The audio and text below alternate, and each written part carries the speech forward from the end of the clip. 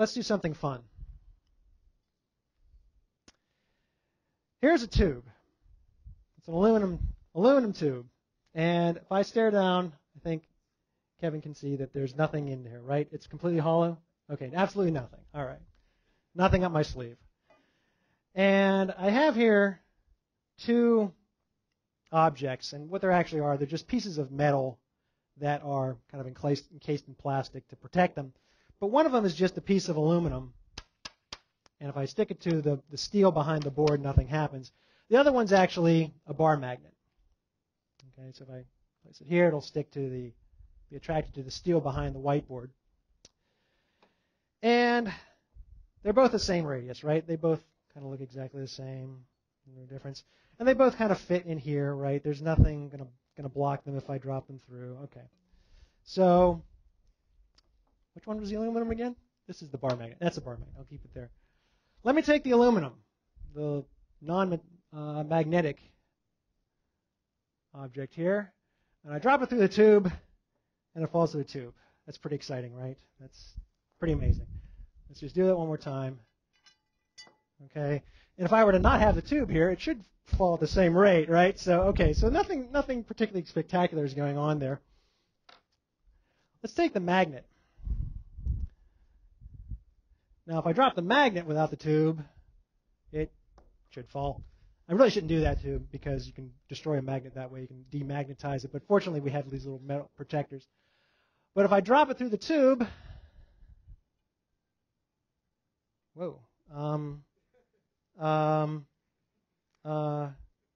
There it is. Can everybody see that? Try that one more time. So here's the tube, and I put the magnet in the tube, and it's falling, apparently. I think so. And then finally it comes out. And now I can't remember which way I dropped this, but I can orient it either way.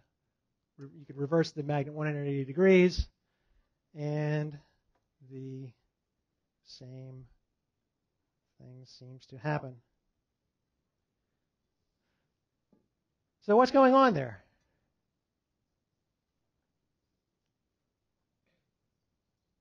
Why in the world, when I drop a bar magnet through the tube, does it seem to fall at a very slow rate compared to just dropping an ordinary piece of aluminum? Okay, so we would assume that there's got to be a significant force pushing upward, right? In the first case, there's just the gravitational force, assuming little air resistance, and it just falls according to acceleration due to gravity, right? So clearly the acceleration is low, and in fact, it's almost a constant velocity. Once I have it going, it's hard to tell, of course, but you can kind of hear it. You can kind of hear it moving at almost a constant velocity. It doesn't, until it reaches the end of the tube, it hardly accelerates at all. So there must be a force upward balancing that gravitational force downward. Okay. So the question is, where's that force coming from?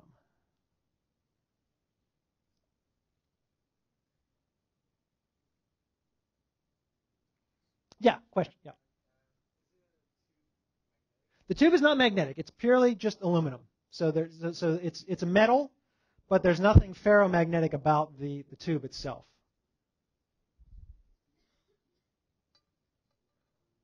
Okay, I heard the word current. Where would a current be coming from?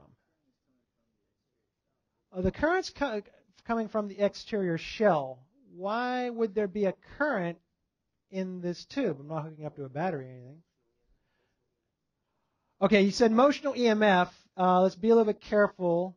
We have in motional EMF, we have a situation where there is a piece of metal moving through a constant magnetic field. Okay, but in this case, if I hold the tube steady, the metal isn't moving.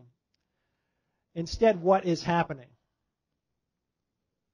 The magnetic field is changing because as the tube moves, there is a magnetic field produced, or excuse me, as the bar magnet moves, there is a magnetic field that's created by the bar magnet in the presence of the tube, and it's changing. Okay, so it's possible we could get some currents to actually result from this. And they say, well, okay, we get some currents to result. What could those currents in turn do?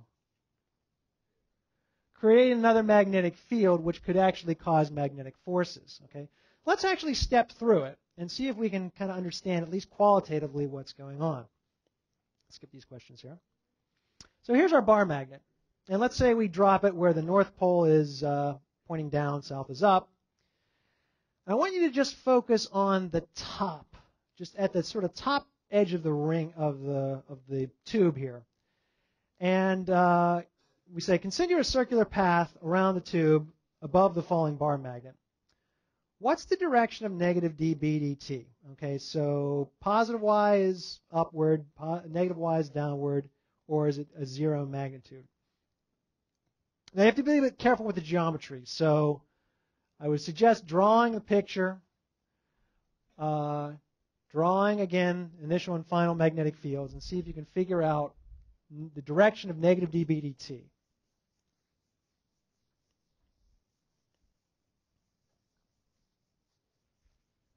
Okay, we have two-thirds, 1/3. Let's see if we can get this. We have the, we're looking at the flux through the top edge of the tube, right? So we want to draw the initial and final magnetic fields, and we have the initial magnetic field pointing in what direction? Down, okay, toward the South Pole. And what happens to it? It decreases because the magnet's falling, getting farther away from this observation location. So B final is down but smaller. Delta B is pointing up, so negative dB dt points down. Negative dB dt points down. Okay. Everybody okay with that?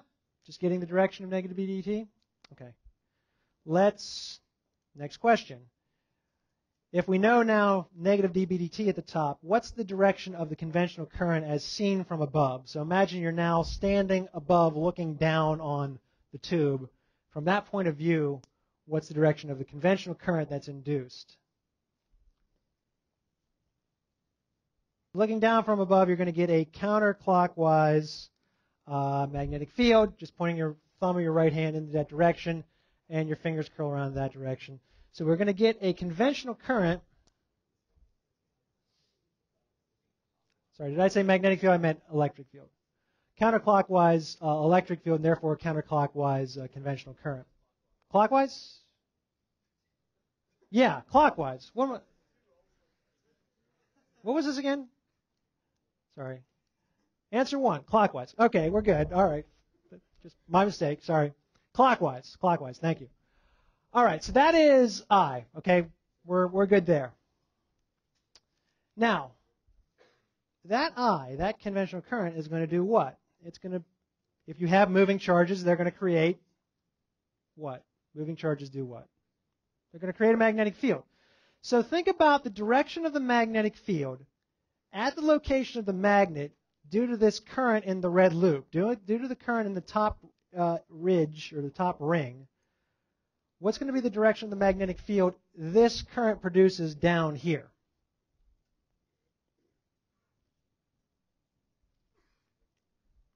Okay, not quite as much agreement as we would like, but if we have it's a little bit tricky to see here, but if you have a dipole, it's a magnetic dipole, right? You have a conventional current flowing around the clockwise direction from this point of view. So that's going to create its own magnetic field at this observation location pointing down, right? Okay, so this is B due to the top, say. Well, now you got to make a little bit of an analogy to understand this. If you have something that's making a magnetic field pointing away from it, it kind of looks like what? In other words, where have we seen something that makes a magnetic field pointing away from it? Okay, coil, or in terms, what would a bar magnet, what pole of a bar magnet would have to be here? A north, okay? So the top is behaving like the north pole of a bar magnet. It's creating a magnetic field pointing downward. Well, what does a north pole and a south pole do? They attract, okay? So you're going to get an attractive force pulling upward that's going to slow down the rate of the fall of this falling bar magnet. And I'll leave it to you, but you could actually work out that in the bottom, you have this north pole moving towards a ring in the bottom, you'll actually get a magnetic field, you actually get a current induced in the bottom such that it creates a magnetic field that again looks like a north pole. Two north poles do what? Repel. Okay, so from both sides, you're going to get repulsion slowing this falling bar magnet down.